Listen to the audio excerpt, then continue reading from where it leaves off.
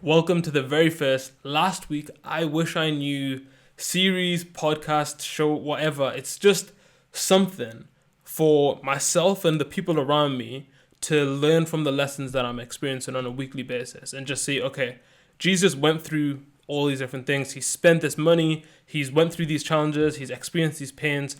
What can I extract from this? And I wanted to be able to reflect back on it myself and say, okay, when I was at this part of my life, these are the key lessons that I was learning. And hopefully you guys can also take something away from this and apply them within your own life. Now, every week, I'm just going to be going through like 2 to 3 lessons. It should only take me about 10 to 15 minutes to get through these. And I just want to explore them a little bit more. And I want to make sure that I'm getting the full lesson and sharing exactly what I've learned with you guys. Now, just a bit of context of who I am. My name is Gurupma Singh. I'm the founder of GTM Academy. In GTM Academy, we have coaching clients and we have a community where we work with particularly entrepreneurs to help them understand what is the next steps, exactly what they need to do. We specialize within, time management, how to use their time more effectively, how to leverage their time to get the results that they actually want to get. There's quite a few things that we do within that. But on top of that, I have one full-time employee. I'm someone that likes to push myself a lot physically, mentally. I always love a good challenge. In June, I set myself out to do 5,900 push-ups. Things that really push me, I'm all about it. Like, I really like this kind of stuff. So hopefully provides a little bit more context in terms of the lessons that I'm learning, and hopefully you can take something from this too. So the first lesson that comes to mind over the past week is that we had a really positive win that we're running ads to acquire customers for the community and our coaching. We had the cheapest cost per lead we've ever had. So our cost per lead was roughly around £7, right? And this week we ran a new ad. We started putting more money into it as well. So we were putting about, I think it was about £10 a day before. We doubled that. We put about £20 a day in. And our cost per lead with the new ad creatives, which is an image ad, actually went from £7 to about £2 to £3, right? Which is huge, really, really positive. However, with decreasing our cost per lead, alongside that, we actually took a step backwards. And to break that down, when we were doing the cost per lead ads, the previous campaign that was getting £7 cost per lead, we were booking in calls quite quickly, quite regularly, right? And just for the numbers breakdown, just to be completely transparent, we went from, I think, 40 leads to 10 good calls. Out of those 10 calls, we had a 30% close rate. Okay. Now, with the new ads, we got about 40 leads, right off the bat. And then we only got like a couple calls booked in. And one of the things that we had our unofficial board meeting, and just for context, our unofficial board meeting is where we get together every month with people that are further ahead than us within business, and they basically rip us to pieces and say, these are all the things that you're doing wrong, right? And as soon as we got in, we started saying like, yeah, this is what's going on, blah, blah, blah. And one of the immediate pieces of advice is that, look, mate, you're celebrating, you're getting excited that you got a cheap cost per lead, but you're not even getting people on call. So is that a win? Is that a benefit? Like, you're almost celebrating too early. And that got me thinking of, which is the main lesson of like, when should you actually celebrate? When is actually a good time to celebrate what you're doing? And I think that if you break it down, celebration in itself can be very detrimental to people's success. People celebrate way too early, and often it's an ego thing. Their ego is too big that if they don't celebrate a win, if they don't talk about something positive that they're doing, they'll get really demoralized and immediately they'll want to quit. Okay, so I know people that I've coached in the past, people that I'm good friends with, people that I work with closely, and I'll hear it in the way that they speak to themselves that they need to say something positive about themselves. And if they don't say something positive, then very quickly they'll start to feel super negative, right? Now, the problem with this is that people will find things to make themselves feel positive. And even if they actually haven't made progress, even if things haven't actually gone well, they're constantly searching for the positives rather than searching for the progress. And one of the things that I'm becoming acutely aware of is that when I'm looking at my business, and Adnan has really helped me with this. Adnan is my only full-time employee, right? And he's basically a what's the word? Like, he's a business partner more than he is an employee, right? I don't think either of us look at each other through an employer-employee relationship. More so, it's like we're both trying to build this business. So with Adnan, he's been very, very real with me. And he's like, look, it's really easy to inflate business numbers. It's really easy to look at things through a super positive lens. But like, let's just be real for a second. Like, what's going on? And that has helped me a lot to become more aware in terms of, right, what should I actually be celebrating? Are we celebrating progress? Like, are we actually celebrating progress? Or are we just celebrating for the sake of our egos and because we want something to say is positive, right? Now, my conclusion at this point in time is that it's actually easier to just celebrate progress. Because if you just celebrate for celebrating's sake, you actually then become less attached to the progress that you're making, which means that you'll start to make progress slower. So, for example, our main goal for this year is just revenue, right? We've just got revenue goals that we're looking towards. Now, there's other things like impact that we care about massively, right? And every time we have impact, we'll share it within our wins chat. We'll talk to each other about it. We'll say, look, this is really good. I feel really good about this. Like, absolutely, we'll talk about that stuff. But in terms of like actually celebrating milestones, they should be heavily tied to the most important metric that we want to focus on. And right now, that is revenue, right? Ultimately, revenue is a small factor in terms of what we do. But that's where celebration should be focused for us, right? Because that's where the progress is. That's the thing that we're intentionally putting all of our time and effort into. And if we can master that area, then that's when we should really be saying, yes, we're doing the things that we have set out to do.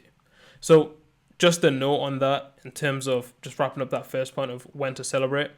Celebrate when things are moving towards your goals.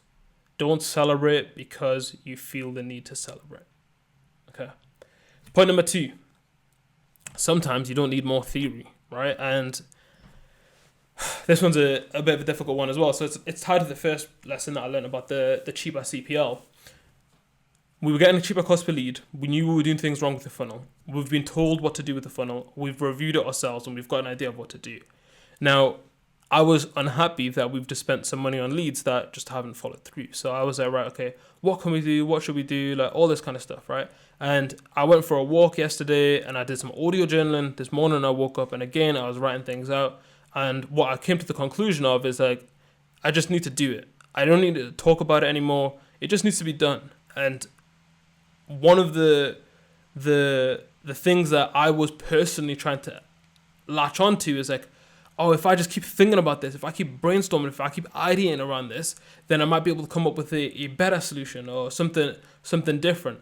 And whilst that might be true, I believe that if I literally just let myself put that to the side and say, well, we're going to be building a new funnel out tomorrow, right? So don't worry about that. What else can I focus on within the business, right? Rather than just focusing on a problem because it hasn't been solved and thinking about it over and over again. Like, I don't need to like delve into more theory on that. Like, we're doing something about it. Just get it out of your mind and focus on the other thing. So the second point is like, sometimes you don't actually need more theory.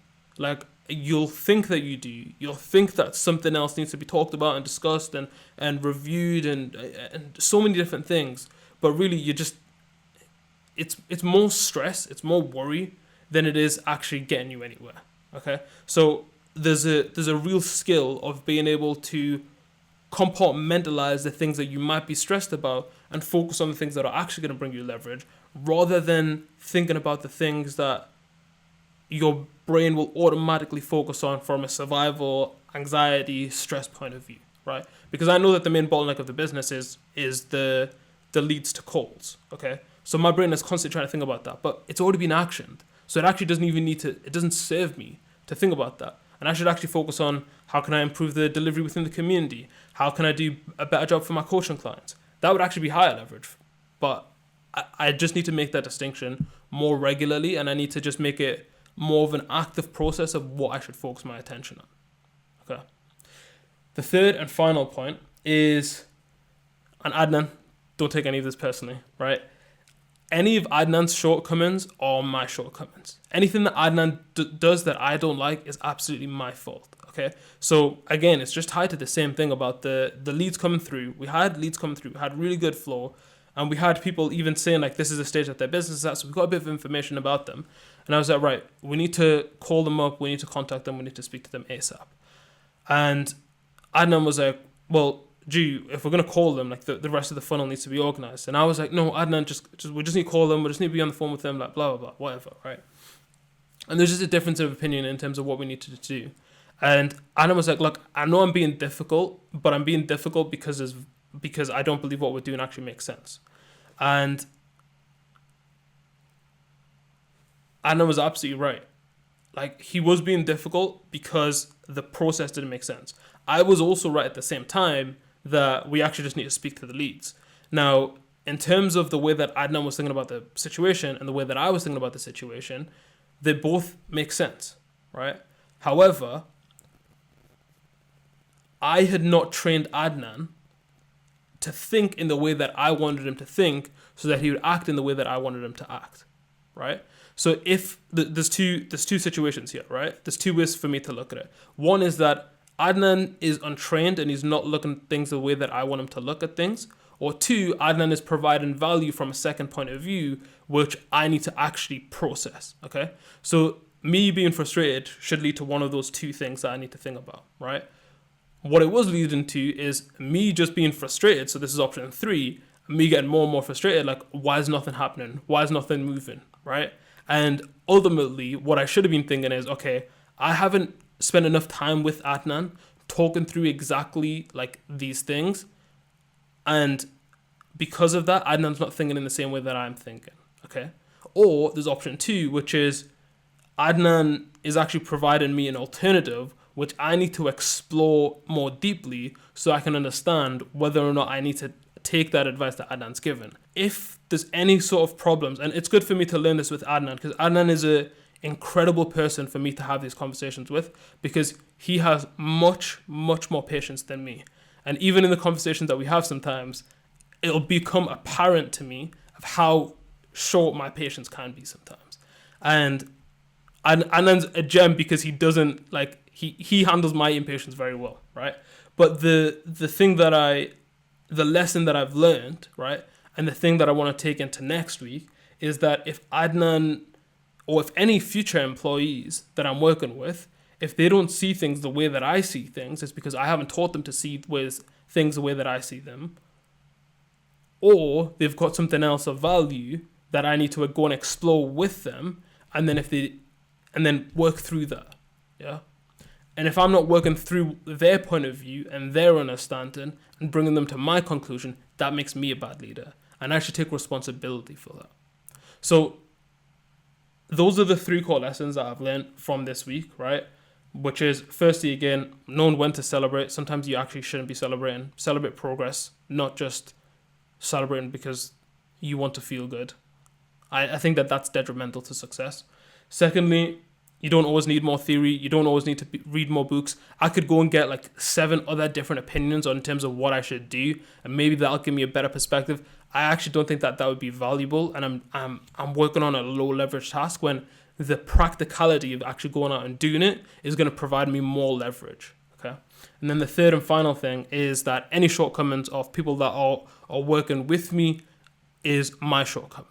Okay, that's my fault. That's my responsibility to sort that out. This has been the first episode of Last Week I Wish I Knew, or I think I'm going to frame it the IWIN podcast, and go from there. But yeah, I think running through these, even talking through them again, has helped me to expand on my own ideas, and I'm looking forward to doing more and more of these episodes.